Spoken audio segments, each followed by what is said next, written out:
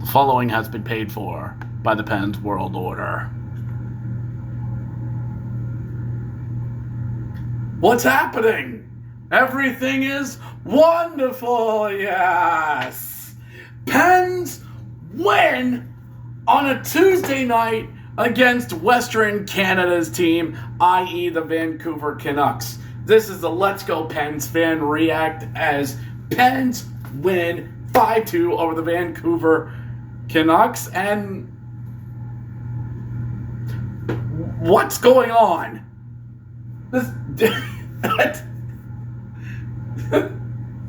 I just wake up in the broken universe or something? I mean, what the heck is going on?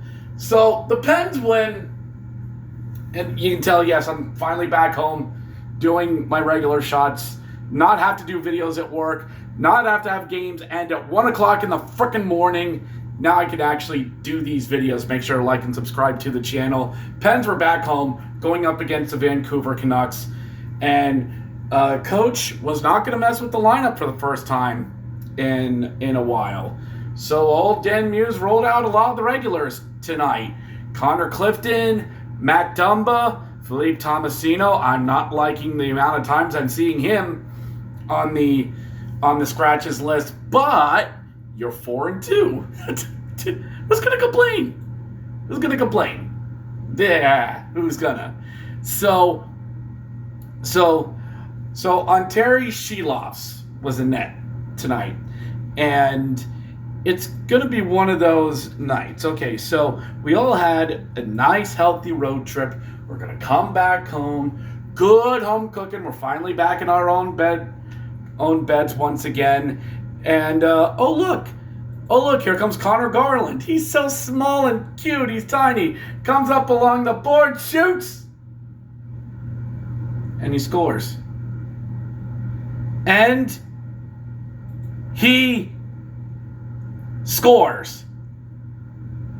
First shot of the game? First shot of the game? I thought we were over this crap. First shot, first goal. That was a nice shot by him, by the way. But we gave a shot up to a guy who's 5'6", depending on what grocery store he's at. Him? First shot of the game. Okay, this is it. This is the thing that knocks over the Jenga tower. This is what does it. And the Pens go through the first half of the freaking period with only one shot on goal. And they had a power play to boot. Yeah, somebody explain that to me. But all right. Nobody panic. Everything's going to be fine with this team. We'll be okay. The Pens get that bottom six lined out there. We're starting to get a workhorse line out there with the Connor Dewars out there just working at it, back out to the point. Wrister deflected, they score! Connor Dewar. We stopped trying, now we're Dewaring. I'm sorry I tried on that one. But he gets it in to tie the game at 1. Beautiful shot, beautiful deflection, right past Lankinen, I believe was the goaltender tonight. And the Pens have tied the game at 1 on their 4th shot of the game, and everything's fine. We're fine. I mean, I'm not panicking. Why are you panicking? I'm not panicking. Everything's fine, just as I've always said it has been. So Connor Dewar gets his second. Wotherspoon gets his third. Chari gets his second, and it's 1-1 after 1. Pens sort of find their groove, get the mojo going. And it's okay. What are the Pens going to do? I'm not sure if this Canucks team is good, and they're in the middle of a 5-game road swing, which is going to see them go down to Nashville after this game. Poor bastards. And we go into the second, and it's a long period of these two teams just back and forth, up and down. It's a little bit of a slog to watch and or listen to. But later in the period, another power play for the Pens, and this Canucks team is a passive power play. It's 4 guys standing in the slot and going, Canucks shield. That's it. No challenging guys at the point. No more pushing them out to the walls. You don't have the forwards up top to try and pressure the defenseman or the winger that's up there. Nope. Hold the line, hold your posts, get sticks in passing lanes. Now, this can be annoying if it works. I've seen this with the Cleveland Monsters 2 years ago with the Hershey Bears. It stupidly worked. But you just got to have the right guy that has it. Chris Letang finds Thomas Novak, who just walks off the walls. Nobody's pressuring me. Gets to the dot. Nobody's here. Moves a little bit to the inside. No one's pressuring me. Sure. Fires and he scores. Thomas Novak with his first of the season. Novak, no worries. Gets it in. And for his first. Chris Letang is second, sitting at, I think it was something. Anyway, Letang gets his second. Brazeau gets his second. And it's 2-1 Pittsburgh, and we are in the lead. The Pens start pressing a little bit more. A lot of time down on this end of the ice. Face-off for the Pens, about 3 minutes and change left to go in the period. Raquel wins the face-off, gets it to Crosby, who just slides over past the defenseman, slides in the shot, looks at Kevin Lankinen and goes, hi, puts it by him. Oh, captain, my captain, Sidney Crosby, with his fourth of the season. Raquel with his fourth makes it 3-1, and the Pens get the legs moving. They get the humana with the skates. Wow. It's good to see this team finally have legs. And Brazeau gets it up to Malkin. Malkin comes in, shoots, crashes the net a little bit. Big rebound comes out front. Lankinen swimming in his crease, and Anthony Mantha cleans up the garbage into the net. Anthony Mantha, gets it in for his third. Gino his 8th assist. Wow. And they say he's washed. And Brazeau gets his third. 4-1 Pittsburgh. After 2, shots are 20-14. The Pens put 16 shots on the Preds in that period, and 3 of them went in. If I'm Quinn Hughes, I'm texting their brothers in New Jersey immediately. So, oh crap! Sorry, distraction. Sorry. ADHD mind. That's what happens when you have updates on your computer. So into the third we go, and last year's Pens team, we kind of noticed that okay, third periods with leads are going to be a slog. And, well,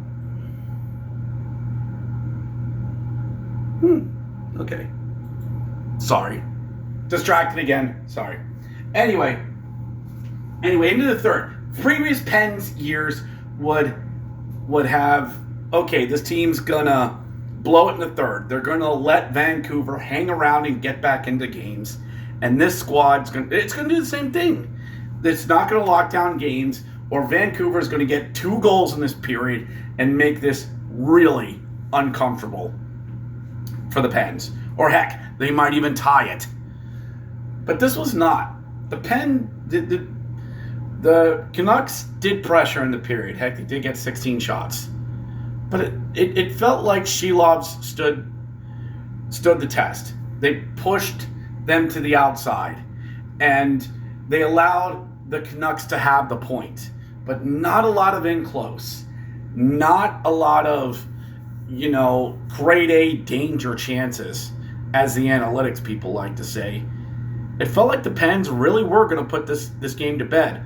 Early power play for the Pens as Anthony Mantha, second line out there. Letang passes up Mantha, Brazeau, and he scores! Justin Brazeau gets his in for his 5th. Mantha his 3rd. Chris Letang his 3rd. He passes his milestone. And the Pens just put this baby to bed. The Canucks never stood a chance. And out of time, and say goodnight, Vancouver. Pens win 5-1 the final. And we won't see the Canucks again until January.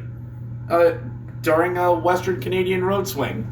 So, what does this mean? We're 5-2. The cynic could look at this and go, well, you've beaten who you're supposed to, and you wouldn't be wrong. Our losses were to Sully in his revenge game 2 Saturdays ago, and a clunker against Anaheim, which technically we should have gotten a point out of. And you could look at this and just be like, well, you beat the Islanders, you beat the Rangers, you caught the Kings on a bad night, it's the Sharks, lol, and this is the Canucks, lol. So, yeah, and you could argue you should have gotten a point against Anaheim. 4-2 against the Kings. We came back and put 4 on them.